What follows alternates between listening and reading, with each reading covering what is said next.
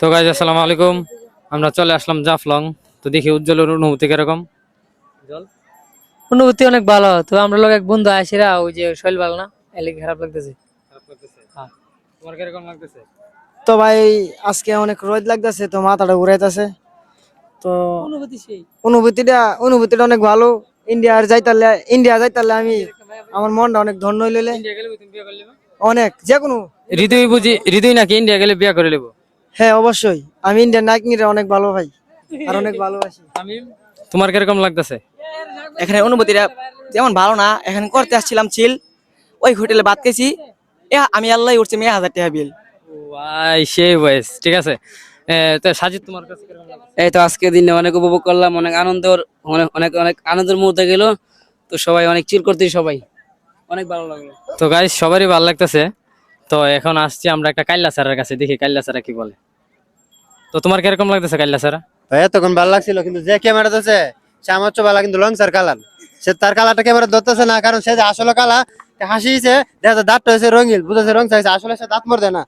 আচ্ছা এখন এখন জিজ্ঞাসা করবো আমরা একজন চাকমায়া লোককে। চাকমায়া দেখতে অনেক পাহাড়ি। আচ্ছা ভাই আপনার কিরকম লাগতেছে আমাদের আমাদের মানে আমাদের সাথে ঘুরতে আসে? আমার অনেক অনেক ভালো লাগতেছে। আমি এই যে ফার্স্টে এই যে জাফলং আসলাম বন্ধু বান্ধব নিয়ে, অনেক ভালো লাগছে আমার। তো শুভকামনা সবার জন্য, সবাই আসবেন, ঘুরে যাবেন, আমাদের সিলেট শহরের জাফলংটা দেখে যাবেন।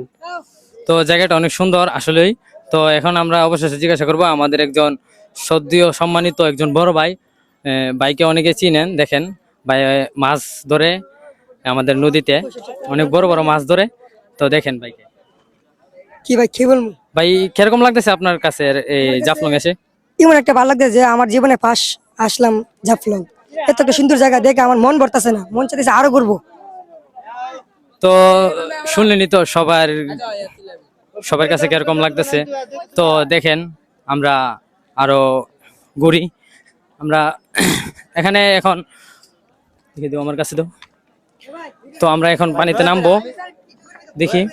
ভাই আমি যে দিলাম তো এটা কাটেন না, আসলে তুমি কয়দিন ধরে দাঁত মাজেন না, বুঝলে ভালো হইতো। না আসলে আজকে আমি দাঁত মাজতে পারি না, কারণ আমি মাজন নিয়ে আসি নাই।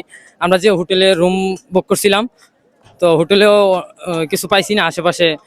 বাসা থেকে ব্রাশ আনবার মন নাই, যার কারণে আমি দাঁত মাজতে পারি না। অনেকে ভাবতে পারেন দাঁত দেখতে কিরকম দেখা যাইতেছে।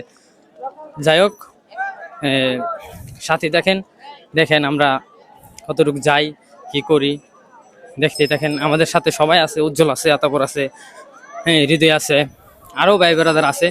অনেক জায়গা থেকে আসছে আমাদের সাথে ঘুরতে।